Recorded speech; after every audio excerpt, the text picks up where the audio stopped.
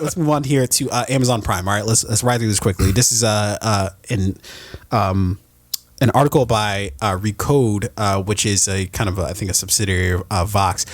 So this speaks to they basically were talking about Amazon Prime and how they have a shit ton of movies on there that aren't regulated or aren't they're essentially user generated. So meaning that there's not really like a threshold for like what's acceptable and what's not. It's basically like just whatever Wikipedia or YouTube, where whatever users want to fucking upload. Put whatever you want. Exactly. So here they say some two-thirds. Let's make a movie. Put it on Amazon Prime. Hey, you're preaching to the choir. Start today. Some 2/3 of the titles on Amazon Prime Video are uploaded by users, and although you might expect Amazon to be selective in what ends up in the subscription-based service, that is not the case. According to the Ampere Analytics, Amazon Prime Videos boast 65,504 distinct titles, almost 10 times that of Netflix, which is about 7,177 videos. Users who upload videos, a Wall Street Journal reports, also get a small cut of revenue based on how many people watch their videos. So there's an incentive to upload even more videos. So here are my objections to this entire article. One of the things that they kind of bring up casually is, like kids can like watch like any of these crazy videos that get uploaded to Amazon Video. False. If you're a parent and you have kids, you have it's called parental control. Exactly. Stay on top of your fucking kids. Exactly. So they try to make it seem like, like they could just, and then on top of that, my next thought was, it's the fucking internet. Like, what do you like? What? Yeah, that's how it works. That's how the internet fucking works. Like, yeah, you kids have an abundant access to an absurd amount of content out there. It's called the internet. And so you have to regulate everything on the internet. I don't give a fuck if it's... So you're telling me that you would allow your kid to just watch any fucking thing on Netflix if they wanted to. And you expect Netflix or these streaming services to filter the content for you? No. Bitch. Be a parent. Watch your fucking kids, okay?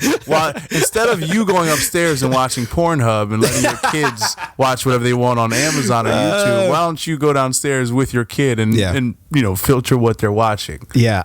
So like from that stance, I was just like, that's bullshit. And then their next thing was like, okay, like people can upload obviously like conspiracy videos, and that's one thing that they harp on is like they can just upload anything and people will watch anything. For one, my thought pattern, and this is again, I've been thinking a lot about this lately, is that, well, that's the people's fault. So for instance, if Alex Jones can upload a video and you can be like, yeah, that sounds like it's likely, then you're just stupid. I'm sorry. Like I apologize. Like then you're just dumb. Like if stupid and fuck are two. I'm going to build a list here. Two of the best words in the English language. They're so descriptive, right? Yeah. You could use them in the right way, the wrong way, but a lot of times, you ascribe stupid to things that are stupid. Yeah. Just like this thing here, right? And you can combine them, which is the best part. So if you're someone who's upset at the fact that like Amazon Prime may have videos that are offensive and for the person who may find like a conspiracy theory video and they'll like willingly watch it and then they'll choose to believe or not believe in the things that they see and they hear without like thinking these things through or doing research or learning on their own, or understanding that what they're watching is something that was made from someone's perspective. It's not always true, right? Yeah. If you're watching a documentary, even if it's on a true story, that documentary was made by someone from their perspective, right? You could believe it, you could not believe it, it's your choice. If you choose to believe nonsense, that's just you combining my two favorite words, you're stupid as fuck. Yeah, so like that speaks to what we were talking about with to open the podcast, which is I think people outside people try to absolve other people of that exact sentiment, meaning that like, oh, if something's out there, and I get the idea of misinformation campaigns, right? Like we're seeing it right now with Bernie Sanders, right? With people trying to just, oh, Bernie's a sexist. He's, you know, he's not an ally to the LGBTQ community because he takes Joe Rogan's or the Muslim community because he accepts Joe Rogan's endorsement, right? All these misinformation campaigns, you could easily look into yourself if you wanted to, but so this Vox or Recodes by proxy of Vox, in which they're talking about a Wall Street Journal article that speaks to this exact thing. They allude to a dude who's from like a construction worker who's from North Carolina, which they always choose some state that nobody really cares about. Yeah. sorry, Chris. Sorry, shout out to my Duke CA. Well, we like South Carolina. Yeah, South Carolina. No, all the Carolinas I think can be thrown into that mix. Charlotte and Raleigh, I fuck with those. South Carolina, I don't give a fuck about South Carolina. I fuck with them, but also push came to shove. Push come to shove. Combine them both and fuck them both. Exactly. So shout out to Agassiz family. Look, I mean no harm in saying this. But what I am trying to say is that like they had some dude who's from North Carolina who's like, oh, he popped in or he went on Amazon Prime looking for Avengers Endgame, right? So he was looking for Avengers Endgame and ended up coming across this conspiracy video by Alex Jones called Endgame. This is like I think it's a 2012 or something like that documentary that Alex Jones had, right? And then at the end of it, they say, oh, he watched it and he was like, no, I agree with that. If you end up watching an Alex Jones documentary and be like, I can agree with 90% of the things that you talk about there. You were already there. Like there's no. It's not as if, oh my God, this just pushed me over the edge. Like like now I get it. No. You were already at that point where you were susceptible to believing that is believable to you. It's not like you were on the other side of the fence. Now you're like, oh, I'm on this side of the fence now. Or you were neutral. And you're like, well, that just convinced me. No, I mean. Let's start from the beginning here, right? You live in South Carolina. You're stupid, right? Yeah, Jesus Christ. So you go to Amazon looking for Marvel content. You're also very stupid, right? It's not there, right? I'm not going to go to the Microsoft store and try and buy the new iPhone, right? They don't have it. It's not there. Why would they have it? Right? Like I mean, come on. We're let's be intelligent people here. Yeah. So if you go there looking for that thing, you're very stupid. If you search Endgame, right, and you see, obviously, like usually the documentary. Usually, like the poster of the film comes up, and there's a brief description that tells you, oh, the Avengers battle, right? You know, Thanos to protect Earth. Right? There's a little description there which tells you. But if it's like the Jews are taking over everything, Alex Jones discusses Judaism, like maybe not Endgame, right? Yeah. So obviously this person was already halfway there, right? Yeah. And then he found this thing that got him all the way there, right? No, I wouldn't even say that's on him. That's not on Amazon. But the thing is, I wouldn't even say he was even halfway there, and then this pushed him over to all the way there. I would say he's already there. This just confirmed. Oh, because I can look at literally like there's someone who believes what I believe, and there's a movie about it, and I watched it, and I liked it. Like I had no concept of who Alex Jones was. I was coming into this cold, and then I started to watch all his videos, and I was just like, this dude is crazy as fuck. Like I don't, I can't, as a reasonable human being, believe any of this without doing my own homework on it. And then even when you do your homework on it, it's like nothing that he says is actually verifiable. Yeah. It's always, oh, I have from these sources, which he'll never name. Yeah. What sources? All of this is true. You're not in the CIA. You can tell us who your sources are.